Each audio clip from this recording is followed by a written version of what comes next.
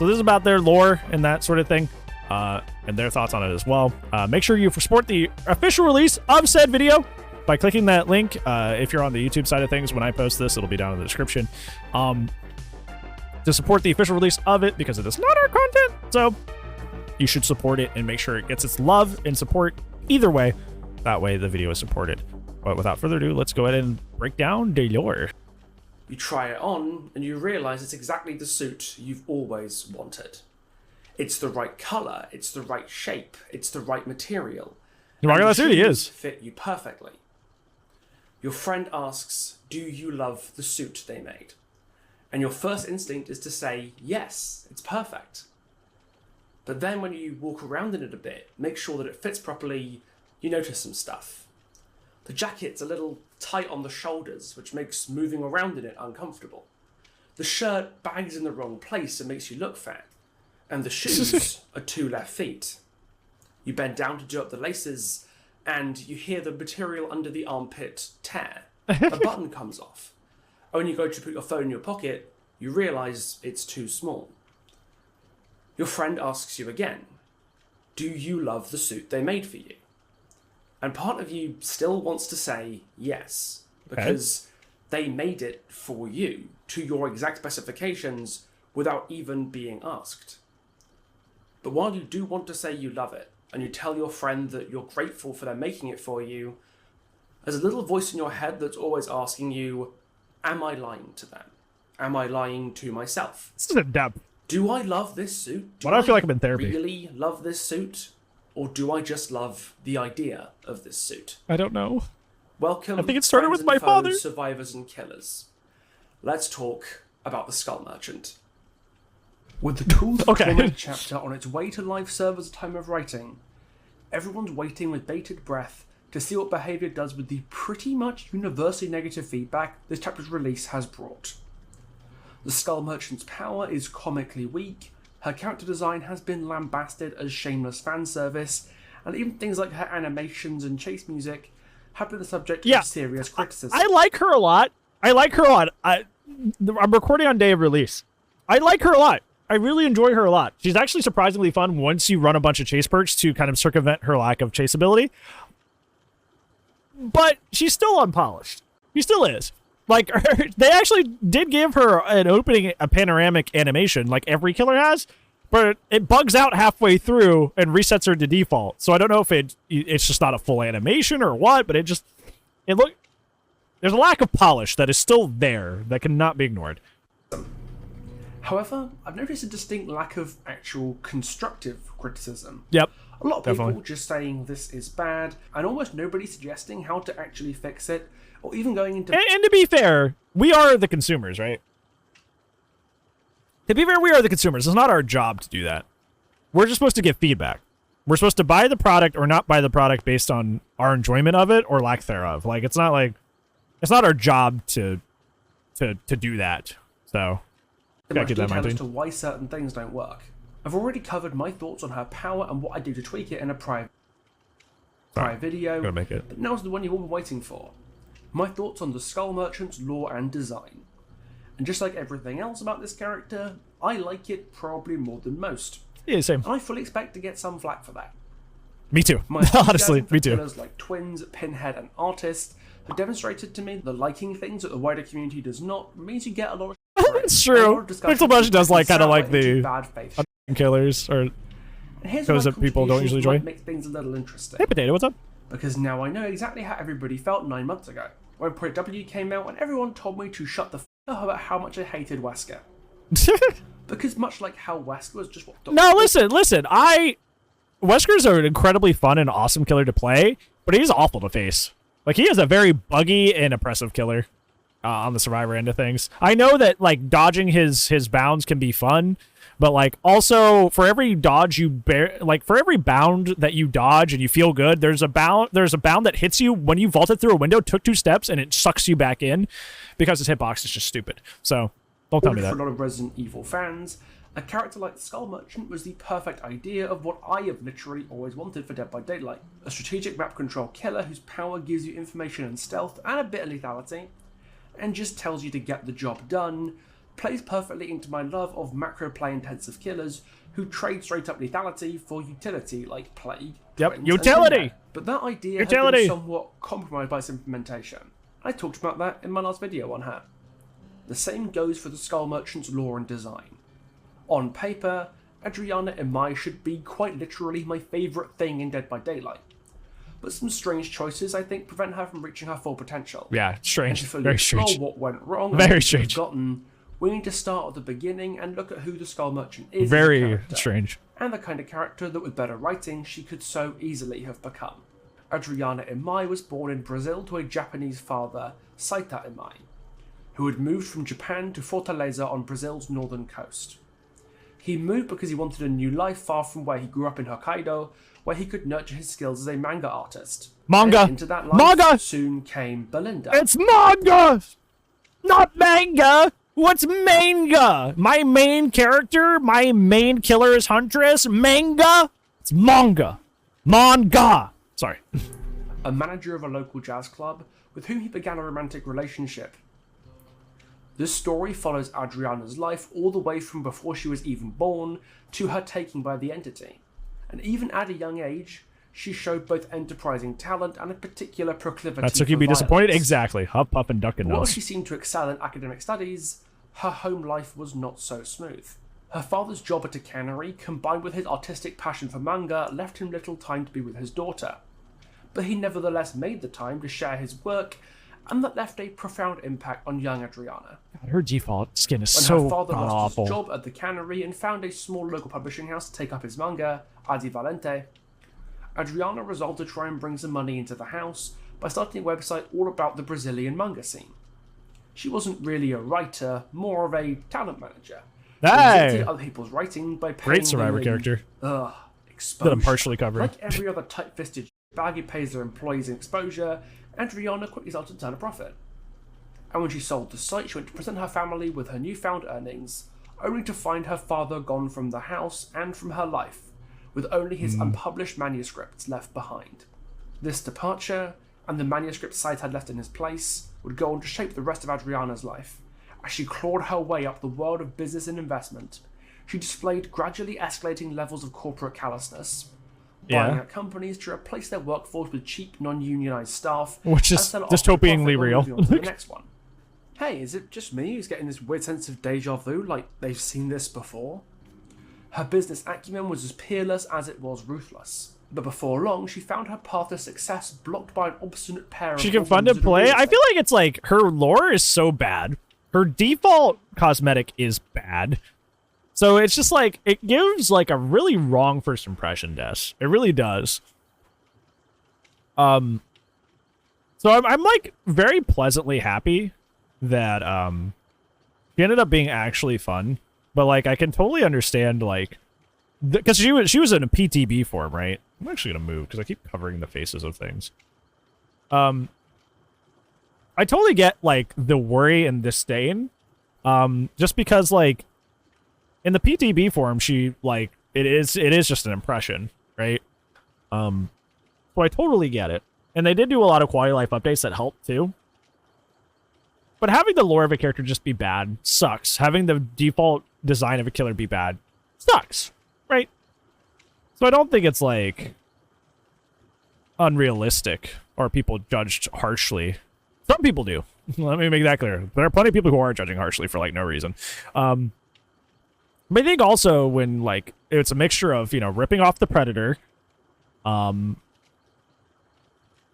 kind of like false advertisement with like the skull thing, and then like questionable bad lore, like excessively bad lore on top of a bad visual design. So that's like, I think that paints a bad picture. It really does. It really does. Firm. Blocking her There's your acquisition of the 2.0 in terms of company, marketing? Literally. after they cottoned on Literally. with the rich lady with a history of effectively And dismissing Legion to this day has incredible fan base, a very, very strong and loyal fan base that are just outright in love with this character, outright in love with Legion. So, yeah, that is a great example. every company she touched might not actually have their best interests at heart. Yeah, actually, this is definitely starting to ring a bell somewhere. I'll put my finger on it, though. To remove this little spanner in the works, Adriana decided to cut out the middleman, literally, by luring the two holdouts to an alpine resort in Switzerland, where she tracked them down with a prototype drone that she apparently got from somewhere, before killing them quietly. With the blood of her corporate rivals literally staining her hands, Adriana had a realization. Hey, Paul! Killing made her feel alive. And it resulted in the acquisition of their company unimpeded. The rest of her life before the entity took her followed more or less this formula.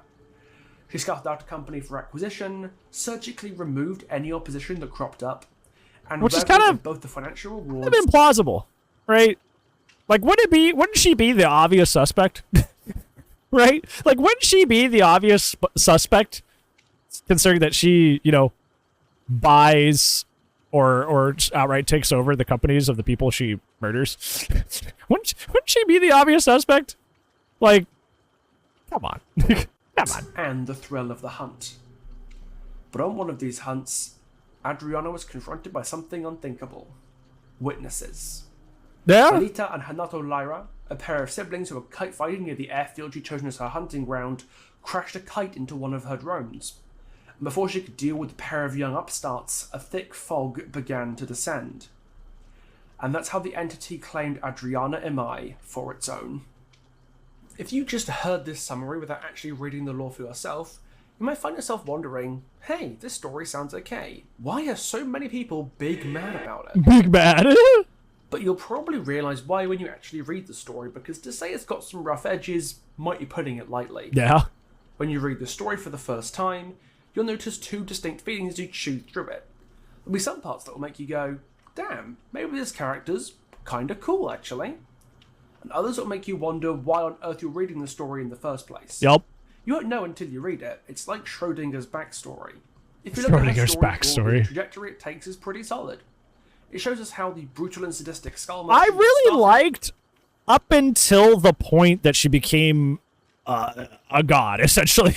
like moving around, stressful. Being inspired by her father, who's a manga artist. Being resentful because he abandons her, wanting to become greater almost in spite of his abandonment. All of that is really cool. But then she just becomes untouchable from that point on. I went to the library and learned how to become a billionaire, like that, and then I, without getting caught, just killed off all the CEOs. See, it was just so easy. That was the line, right? Like everything before that was really good and was going somewhere, but then she just becomes this invincible mecha human who just never makes any mistakes, never gets caught, and has just total plot armor for no reason, and everything past that is garbage. Is the new killer fun to play? Yeah, she is garbage in chase. She has the Sadako problem, where if you just pre-drop a bunch of pallets, she just kind of has to take that. But if you run a bunch of chase perks to circumvent that, the rest of her kit will carry you to victory. Like, if you actually run perks to help you in chase, it rounds out her kit really nicely. So I was actually pleasantly surprised. In the mean world of business, while going a little deeper into her relationship with her father, that left her jaded and bitter upon his departure. But it can be hard to bear this trajectory in mind while reading it, because the pacing and what the story chooses to focus on makes it a very difficult read at times. The story is absolutely gargantuan. It is properly long. And you can really feel that length at the very start when huge amounts of time is spent covering her father's ambition as a manga artist. I can certainly see why a lot of time is spent with him. He's clearly set up to be a major inspiration for his daughter's future alter ego as a skull merchant. Especially because of the whole what's reality in one world is fiction in another world thing that DBD's had going on for a while. And it's his departure which sends Adriana well and truly off the rails, as she pursues wealth first to support the family, and then simply for its own sakes. This setup is good. It's very similar to other it's the setup. difficult relationships to their father, like the Trapper, except the nature of her particular daddy issues, to put it crudely, are very different. While Archie Macmillan is a cruel and abusive tyrant who sees his son more as a tool to be wielded as he wishes, Saita Imai is a very normal, loving father, and it's the escalating instability and aggressiveness of his daughter that caused their relationship to take a dark turn. Simultaneously, Adriana is given a perfect Freudian excuse to justify her cruelty and harmful actions. Her father left her, and it screwed her up significantly. But the same story also demolishes the excuse by showing us that she had violent tendencies and a habit of mistreating her employees that was around long before her father left. They changed that, Potato. That exhaustion perk now activates when a killer picks up a survivor instead. So it's not a survivor-induced tunneling perk anymore. It's actually like a flashlight or flashbang save perk. Like, exactly the kind of thing a real-life serial killer trying to deflect responsibility for their actions would say. And that same sort of reasoning has been used by defense attorneys across the world to get lighter sentences for perpetrators of real-life atrocities like school shootings. It's not their fault because their parents messed them up. Except we can obviously see in Adriana's case that isn't entirely true. I do like that while Saita leaving certainly wasn't a good thing for her daughter's development, the story doesn't try to pathologise her too much, because all that blaming her issues on her absentee father would do would be to detract from her own irrepressible evilness. I think that's one of the things that actually does shine well in her lore, is that she is kind of just bad. Like, she is not completely irredeemable, but she's mostly irredeemable, right? She has some sympathetic aspects to her, like plenty of like actual real life terrible people do, but she for the most part is in her situation because this is the path she chose. There's a really wonderful scene, by the way, if you have not seen Kenobi, the Star Wars series that they released. Spoilers if you want to mute the stream for a second. I'm gonna wave my hand if you want to go watch Kenobi. It's been out for a while, so it should be fine, but I'm gonna wave my hand when I talk about this. I'm gonna wave my hand again when the spoilers are over. So yeah. So there's a scene in Kenobi that's really, really masterful and was probably the most impactful thing that happens in this series. Is because like Anakin Skywalker as a character is a very Darth Vader as a character is very, evil, and then you find out that he's actually like he very much loves his kids and is sad that he was separated from them. And that's kind of what brings him back to the light in the original trilogy, is his love for his children that he never got to see. Furthermore, the prequel trilogy goes even deeper and shows that he used to be a slave. His mom passes away. The Jedi Order doesn't really listen to him or believe in his ability. And all that kind of like pushes him towards the dark side.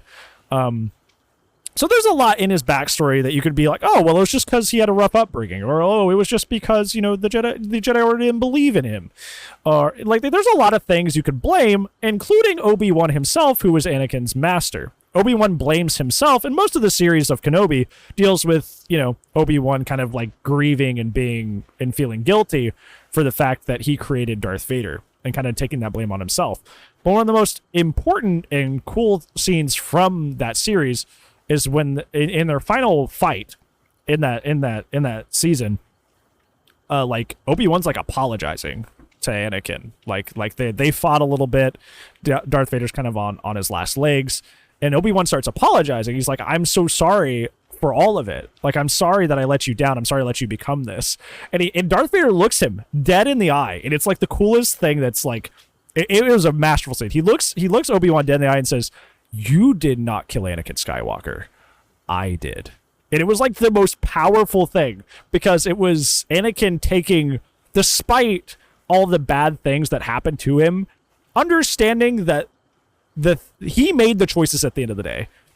He chose to react to the bad things that happened to him in a very amoral and awful way.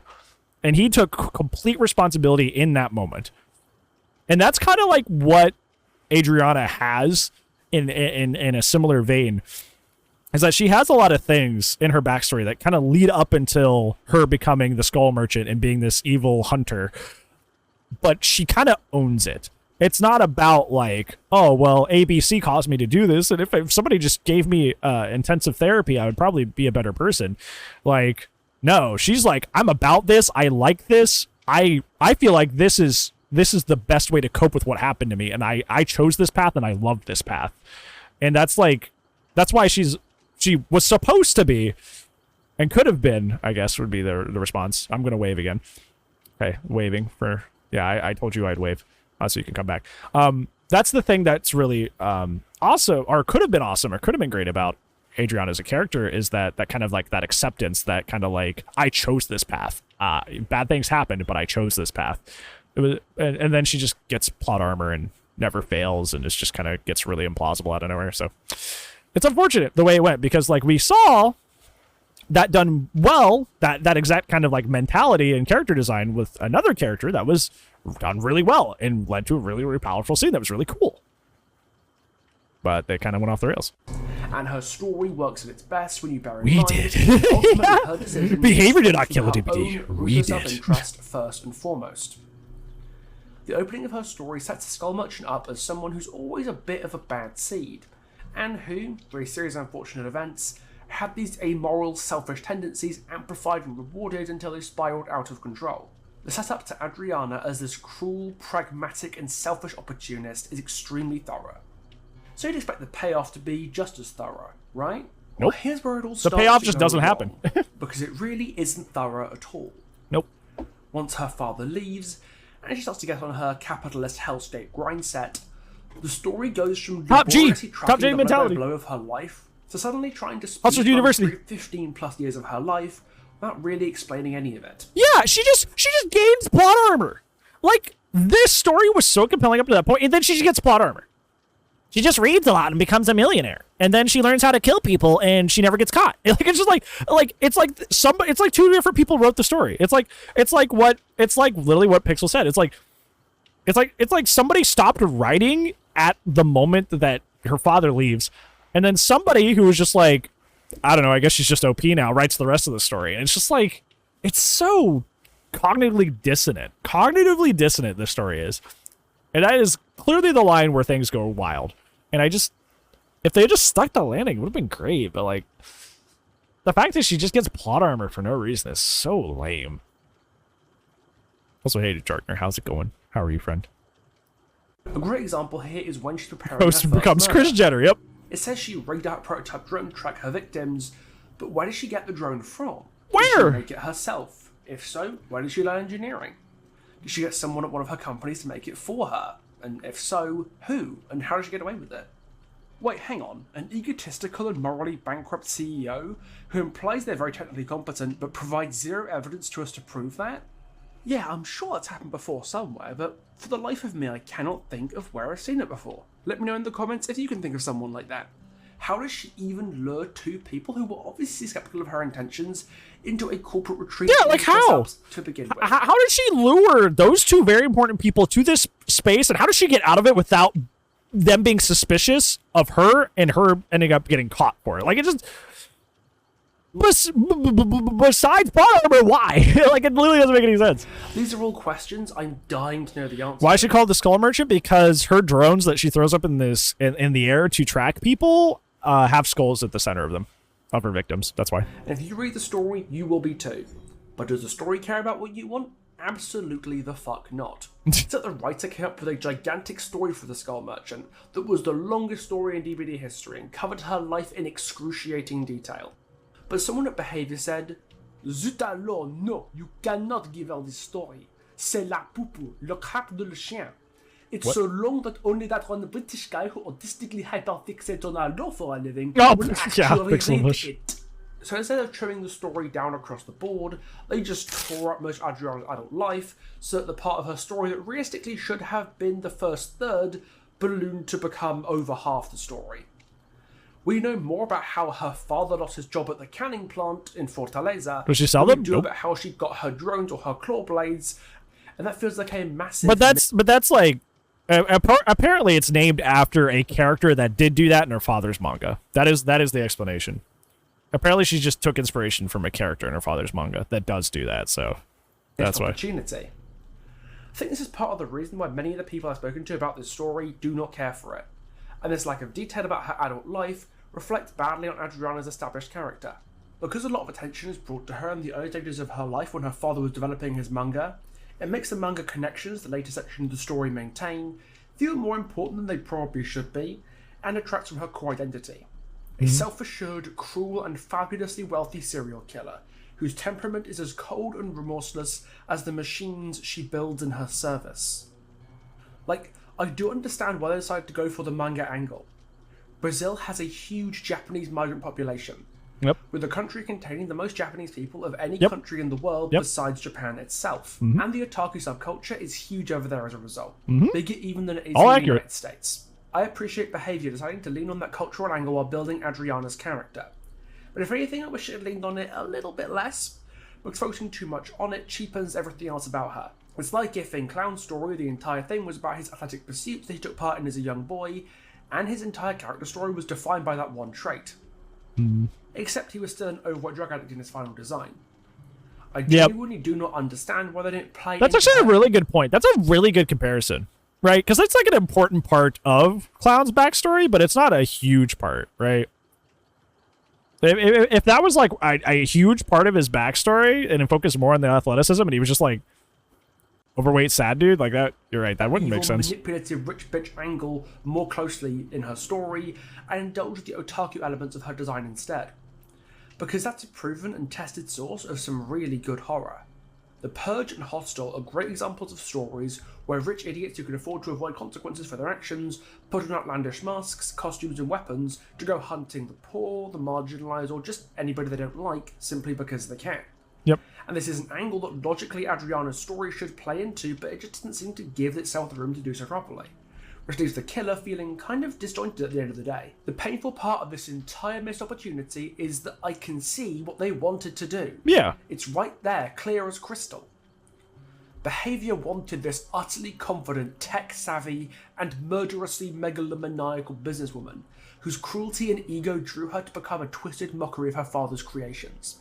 Yep. It's a brilliant core character that could have been received just as well as DBD's other memorable psychopaths, like Trickster, Doctor, or Clown. Yeah. Doctor and Clown has been the big comparisons we've had today to this character as Doctor and Clown, which are, they're pretty solid characters. Pretty solid characters. By So the story that starred her. Like trying to recreate the Mona Lisa with gel pens, crayons, and glitter glue, this beautiful work was marred by the way it was created. Like she put on her mask. And this sadly doesn't just apply to her lore. But before we cover Adriana's visual design and how that relates to her lore and characterization, it's time to talk about Opera GX. That's what I use. For gamers who I'm pleased to have I use Opera. on the channel. That's what we're watching. Long We're watching on time Opera. need no introduction, but Opera GX have been Love my Opera. browser of choice pretty much since I started this channel, if not before, and their features can help you as much Hey, as Opera they help GX, me. sponsor me too. Nobody I likes love to your close their browser. browser I love and your games browser. properly, and Opera GX using 80% less RAM than a standard browser means that won't be an issue. That's why I picked Opera. That's why I switched to Opera, because I was tired of other like Chrome and stuff just like eating my memory in the background. Like it was so frustrating. So Opera's been so much nicer with that. It's been so great. GX control panel that lets you keep track of your performance, with the GX corner showcasing the release dates of new games as well as current free-to-play titles. It's convenient to keep up to date with what's new in gaming, and all of these tools and more are easily accessible and customizable to let you take control of your browsing experience. If you are interested in downloading Opera GX for free, you can find the download link in the description and pinned comment.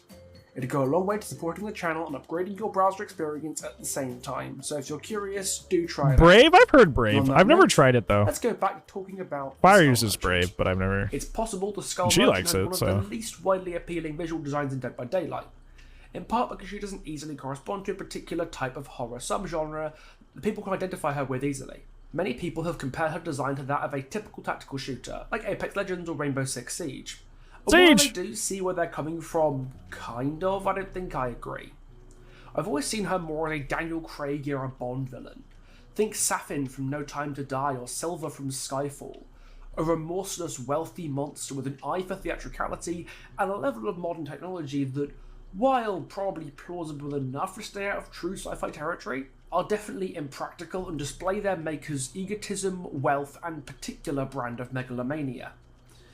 It's not enough to simply win for these sorts of villains. Their victory must be absolute and their enemies either spectacularly defeated or forced to watch helplessly at their conquest.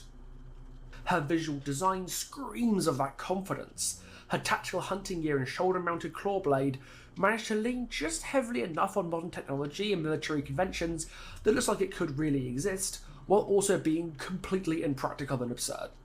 It perfectly encapsulates Adriana's cold, self-assured cruelty, in my opinion. The wrist blades are free of embellishments, but are also quite intimate weapons.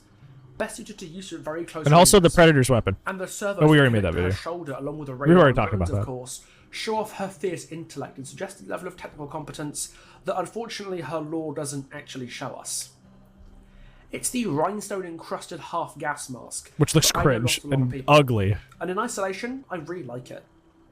Besides the fact that I just love gas masks on characters. Yeah, but like in her new cosmetic, And in which should have been her isolation, I really default, like it.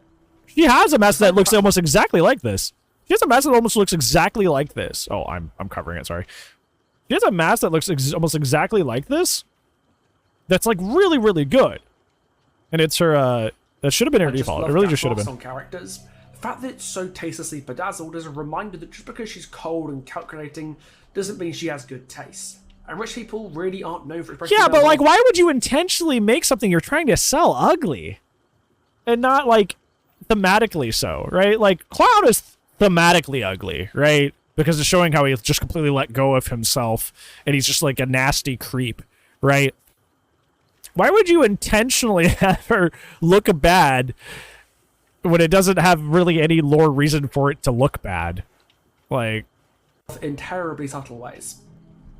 I don't know. It's an expression of Adriana's confidence through her wealth, just like how the rest of her costume is an expression of power through tactical clothing and high tech. The problem resides in how these two elements aren't meshed together terribly well visually, despite both of them painting a pretty unified picture of this egotistical megalomaniac millionaire with more money than sense. Just like in her... No, Wesker's not tragic at all. Wesker, if you... Trust me, Resident Evil is my favorite franchise. Wesker is not at all relatable. He is not at all sympathetic. Wesker is like cartoonily evil. Not even remotely relatable. No. Factually incorrect. Factually incorrect down the board. No. This overall character works, but the way in which the character is expressed comes across as conflicting, visually confusing, and off-putting. Something that becomes increasingly obvious when we look at Elite Cosmetic for her, where she has a bodysuit replete with some, shall we say, tactically positioned denim, to create a far more outlandish and provocative look. And it comes with a mask that's less bedazzled and more practical looking than her base one. Meaning we now have a practical base costume with a mask that suits it, and an outlandish glitzy mask with a bodysuit that fits it. Yeah, he's just a little guy. You can kind of build or bear your own version of Adriana into the game, and both of them express who she is in different ways. It perfectly showcases both the strengths and weaknesses of the base design by showing how the different elements can be refined and improved on. I wonder if this is similar to what happened to Dredge, where Dredge's skeletal hands head option was originally going to be the base look for the character, but it got made into a cosmetic instead. Yeah, like this is... I feel the same way about this cosmetic. This is way better than his default. By like miles. By miles, and should have been his default. Same thing with Adriana's. Like, hers should have been her default. That when you wear it, looks suspiciously like it should have always been there. Love his default? Sharkner, it looks like a... You know... He looks kind of like...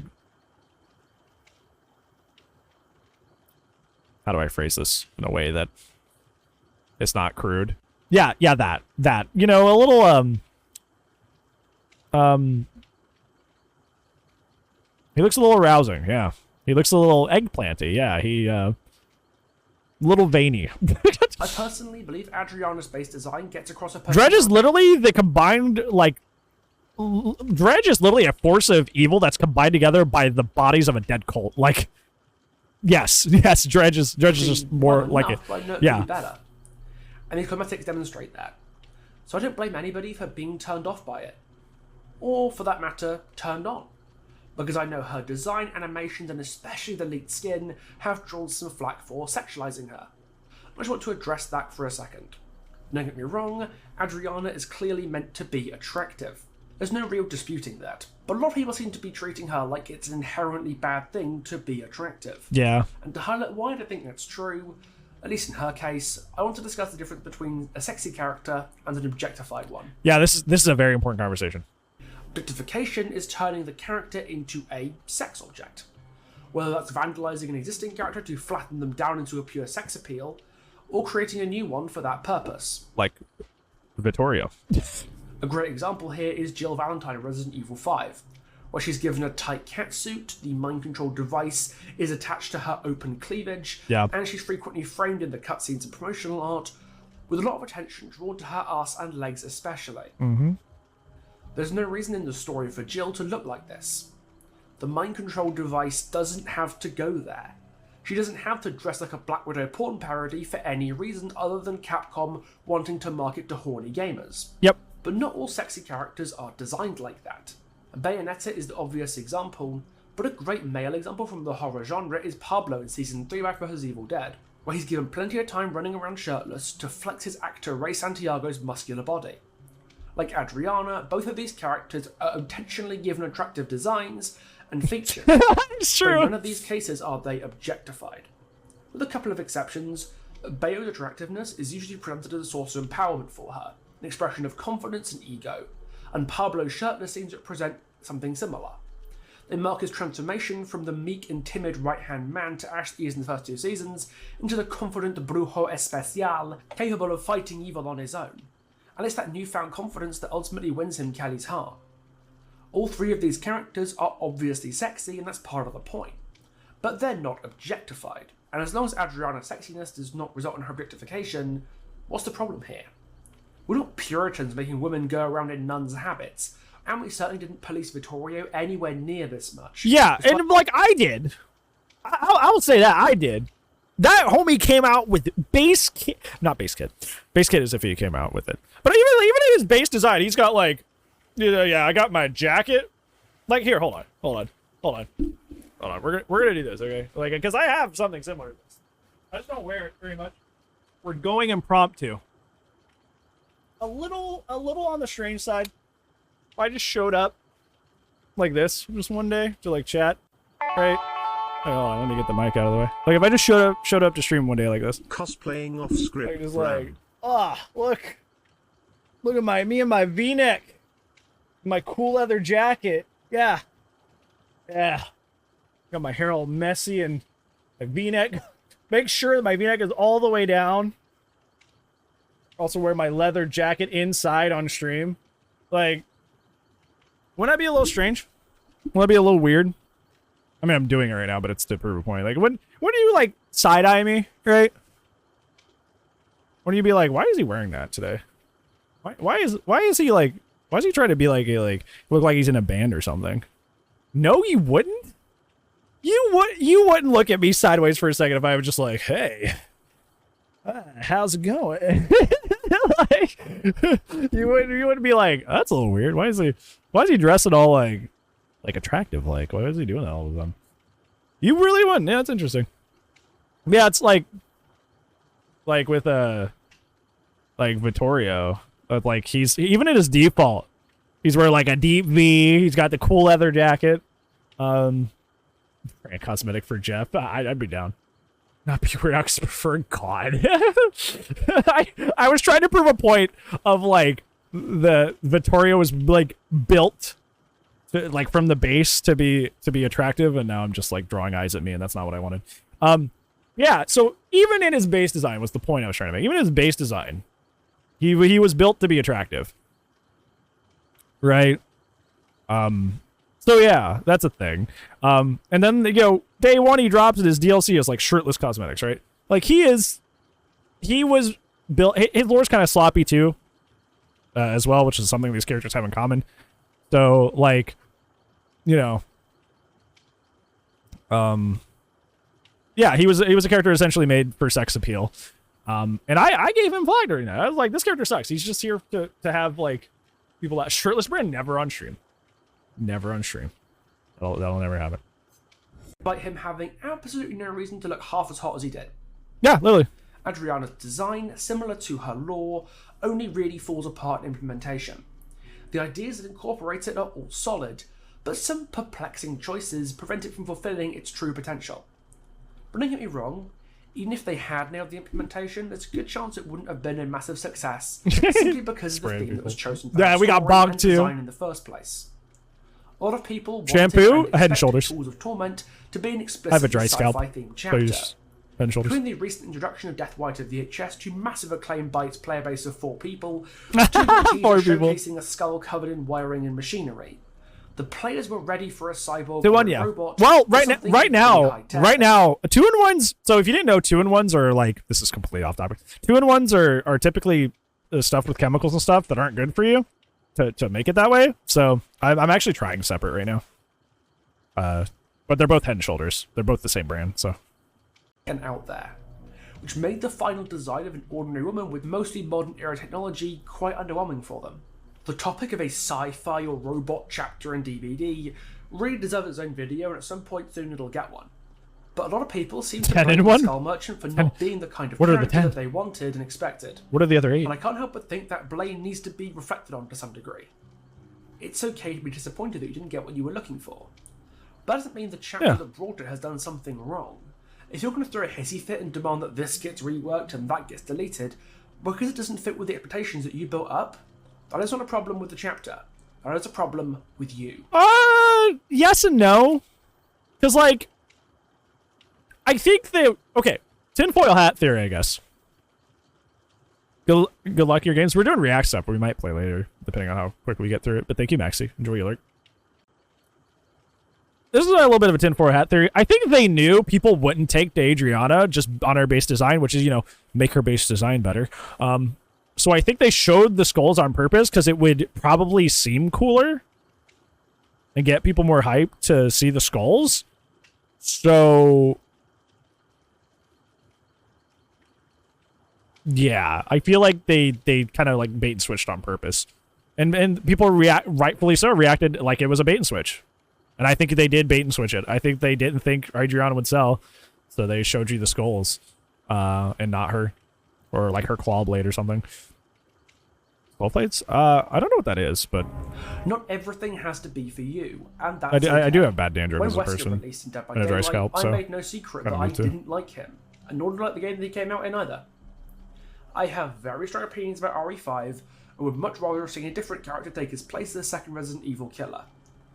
But did I make hyperbolic videos saying Project W was the worst chapter ever and that it should be basically deleted because I didn't get the killer I wanted? No. Because I'm not 6 years old and I understand that the world doesn't roll around me. I made it clear that Wesker was not my kind of killer, but I also acknowledged that he was never going to be. I'm happy for the people who got what they wanted, even if it wasn't what I wanted. I urge everybody who's not happy with this chapter not being their robot dream to, by all means, criticise parts of this chapter that don't work. Hell, it's what a lot of this video has already been doing. But please, the boxes of the mask were super dislead. I remember that too. The same grace I extended to Resident Evil Chapter 2 when that came out. Just because it isn't the chapter that you wanted, doesn't mean it's some fundamentally awful disaster zone that should just be written out of existence. And I'm saying that because it's almost exactly the kind of chapter that I wanted. Here's the thing, is like, I feel like this is such a weird little thing in DBD history, right? Because, like, it's so, like, odd, right? Because this was just kind of a meh chapter, right? Like, that's okay, right? There'll probably be something way, way, way better for the anniversary chapter. And I feel like the only reason I feel like the night chapter was kind of boring and meh, too. So I feel like it's just a double whammy of boring and meh. But, like, I wouldn't react to that in any sort of extreme happiness or extreme anger, right? You know what I'm saying? Like, I wouldn't react to that in any sort of extreme anger or extreme happiness. Like, it's just another dud, you know? Like, the amount of emotional response this chapter has gotten is way beyond what is, like, remotely, like, I think, appropriate for what actually happened, which is ridiculous. You might expect this from a Saw fanboy like me, but I've always loved the use of machines in horror, but not as in, like, killer robots or anything. I'm far fonder of the machine that's used as a means of its creator's expression. Not the robot army, but the robot army led by the mad scientist who built them. Not just the torture machine, but the torture machine designed by a bitter and vengeful old man who built it especially to be your personal punishment. Mm-hmm. That's what Adriana and her technology are. They are an expression of her will and her character. The drones monitor her victims, staying back as she tracks their every move. I think it's also just, I want to say this as well, it's like it's kind of a lack of awareness, right? It's kind of a lack of awareness because if you had your finger on the pulse of the community, you know the community has wanted a futuristic killer for a really, really long time, right? Like if you have your finger on the pulse of the community, you've been paying attention, that's something that we've wanted for a really long time. So to kind of make something that kind of flies close to that and just is not it is kind of just like not being really aware of like what your community wanted. It'd be like if like I told you guys that we're gonna have like a cookout, right? Like we're gonna have a Mr. Headache, you know, Twitch chat cookout, or if you're on YouTube, you're invited to content creation, whatever cookout, right? And I said I'm bringing burgers, right? I'm bringing burgers. I'm gonna be cooking burgers. And then I finally get there and I'm like, oh, okay, well I'm actually cooking hot dogs instead. And you guys are like, I thought, like I'm still happy to be here. I'm still happy to be a part of the cookout and to hang out, but like I thought you said you were bringing burgers. So like, no, I'm doing hot dogs instead. And you guys are like, I kind of wanted the burgers. Like, no, we're doing hot dogs. Well, we'll do burgers next cookout or something. And everybody's just like, what? Hello? Makes them into just the right place, just as she manipulates the world of business that she rules with an iron fist. Despite their stripped-down hardware that reflects her corporate efficiency, they are adorned with skulls, a hint of Adriana's theatricality, as she literally watches her victims through the eyes of death itself. And the final kill is not the drones, but by her own Food count me in. so she can relish fully in that sense of superiority. That's why you can't have me go to like a TwitchCon or something. That's why I hope I stay a small creator forever, because I am too chaotic to have a following. We were like, hey, let's go to the booth and sign autographs or whatever. I'd be like, you want to have a cookout? You want to have a pizza party? Like we'd be in the parking lot having a pizza party, which is just like not like I'd be weird. I hope I never get tracked. I hope I never get traction ever for that. Superiority that comes with the thrill of the hunt and the spilling of blood at hunt's end. Adriana Imai is a ruthless corporate monster, with a blend of amoral pragmatism and egotistical megalomania that is perfectly nurtured and rewarded by the capitalist system she is bent to her will. The story does not blame anyone or anything for her actions besides herself. Yep. Every decision made, every stroke of the blade and the pen reflects who she is and what she values. Conceptually, she's a truly fantastic killer, and in my eyes, close to perfect. And that is the most frustrating part. It's not her poorly paced lore, or her technically shonky animations, or her conflicting visual design, or her weak power that annoys me. If you merge, you still want that? It's knowing how close behavior really came to making my perfect killer. You guys actually want merch? They tried so hard, got so I can far, work on that. But in the I'm end, working on something it else. didn't matter.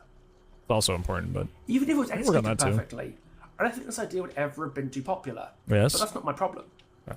A concept this fundamentally fantastic did not deserve such a half-baked and shoddy implementation. I would get Due it. to the extreme negative backlash. My thing is like I wouldn't want to just make I would probably put my logo on a shirt or whatever. And that could just be something, or your logo on a mug. But like I would want it to actually look good. I want it to be something you could like wear out to like the mall or wear out in public, and nobody would be like, "Your stupid gamer streamer shirt." Like it would look cool, and people would ask me like, "Hey, what is that?" It's like, well, it's this streamer's thing. He has really good shirts, you know. I want it to be like really cool and not like just like, hey, buy this so you can support me forehead, which is like that's a lot of people's merch. Just like buy this to support me, and it doesn't look cool on its own, you know. Like yeah. So. Received, some of which I will admit is likely undeserving. I worry we'll never see a chapter like this, a chapter that speaks to me on a core level in a way that very few do these days, ever again. So, my closing thoughts. Do I really love the Skull Merchant? Do I really love the suit my friend made me? Honestly, yes, I think I do. Yes, she has her problems, but in my eyes, What I found none out of these today. problems are exactly a damning catastrophe. Yes, her power is weak, but it can and will be buffed. Yes, her design is bizarre and kind of disjointed, but that doesn't come at the cost of painting a complete picture of who she is. Yeah, this came out before launch day, and she's actually pretty fun to play. Like, if you run chase perks, her chase sucking is kind of like the only thing that's bad about her. It's really bad, right? Because you really can just you could just pre-drop pallets the whole time, and she just can't do anything about it. So you kind of have to run chase perks, but once you do, she's actually not too unfun to play, which is, I'm pleasantly surprised. Yes, the lore spends way too much time indulging in the writer's fantasy that they're more clever than they are, but that doesn't validate how good the character at the core of the story is. It kind of does. The detail and the emphasis I is all disagree. just in the wrong place. It doesn't mean she's a bad character. Bad endings ruin everything, right? Mass Effect 3, bad endings ruin everything, right? Like, it doesn't matter how much you build up something. If the ending's bad, it kind of like collapses everything that comes before it.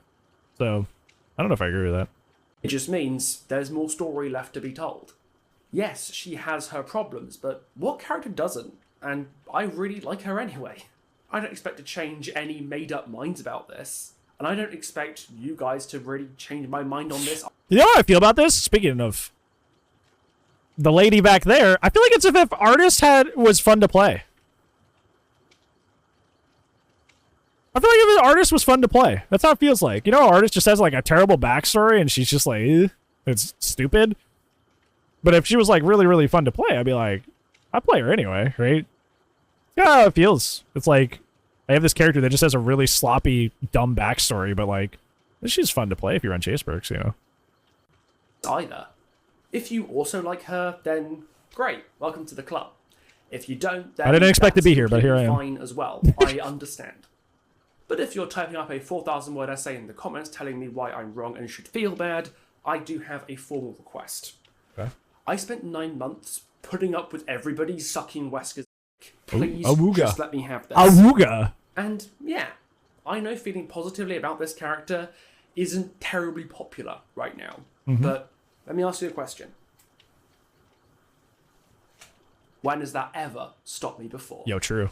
Yo, true. It's tough for now. Very, very true. Very, very true. Okay, so that's my assembled thoughts on the Skull Merchant's lore and design, and yeah, How You Met Your Mother, perfect example. Perfect example. Now I've been working on it for ages. I was so mad when that happened. Enjoyed it. Soon I'll be covering the new survivors, Hanato and Thalita Lyra, so if you want to catch that, be sure to subscribe if you're not already, and ring the notification bell so you don't miss the next upload. Special thanks, as usual, to my beautiful patrons who got to see this video and all my other videos a day early. If you want to join the patron gang, then by all means, the link is in the description. Don't feel pressured to ever do so. Be on the patron wall, there you are! On here and help to do this for a living, so I massively appreciate any support you could throw my way. But speaking of support, many thanks to I do recommend Opera GX. I'm not sponsored. He is, but like Opera GX I've loved since I've used it. If you feel like trying it out for yourself and upgrading your browsing experience, I do endorse my this. link is in the description and the pinned comment, and it means a lot if you took a look. Once again, thank you so much for watching this, sticking it out, and I'll see you in the next one. Stake out, ha! I got you. I got you, stake out, ha ha ha ha ha. Oh, Iron Tarkus! Tarkus! Tarkus! Alright. Yeah, like, her lore is really bad. Her lore is really bad. And she is still basically entirely ripped off from the Predator. So yeah, that's still a thing. Yeah, I played her today for 4.5 hours. It was super fun. Once I started using chase perks, and because essentially the problem with Skull Merchant is that there's no way to capitalize on her info because she doesn't have map control. Well, she has map control, but she doesn't have a way to pressure the map like with like Blight or Billy, where you can just zoom over there. Map mobility. That's the word I want to look for. She doesn't have map mobility. She doesn't have anti-chasers. She can't chase as quickly, and she doesn't really have stealth. She has a little bit of stealth, but like not to a massive extent, not to an impressive extent like Myers or Ghostface. So she really doesn't have a way to act on her info, which is kind of her biggest problem. But if you just use a lot of chase perks, you can, right? Like if you just end your chases really quickly because you're using like Stabiffle Game of Foot together, you're like, you kind of make up for that lost time of not really having a way to interact with it. I think she still gets dunked on by good teams. I think she's a character that, like, facing good teams, she's not going to stand a chance because of that, because good teams will know how to handle that. But yeah, she's actually surprisingly fun, and I did not expect to enjoy her. So, is her lore still bad? Yeah. Is her design still bad? Yeah, but I'm just going to use this cool cyberpunk skin with the Mantis Blade instead, which is not a linked skin, by the way. You can mix and match that, which is neat. Yeah, I'm pleasantly surprised today. I've seen the light, I guess. But yeah, the rest of the stuff that I still hated, like she's basically still inspired by Predator. She's still got a terrible backstory. Yeah, like that's all still true. But you know, she's fun to play. I bought when I was buying this skin, somebody told me to turn her around. Somebody told me to turn around. I'm like, okay, all right, whatever, weirdo. Weirdo. Okay. Yeah, let's can that. Let's can that conversation right there. Let's can that conversation right there. Let's stop indulging in that. Let's stop indulging in the horny on chat. Okay. There's plenty of websites you can get that handled without here. So yeah, go figure it out in your own free time. You know, close the bathroom door, do your thing. Leave me alone. I'll do it here. Thank you. All right.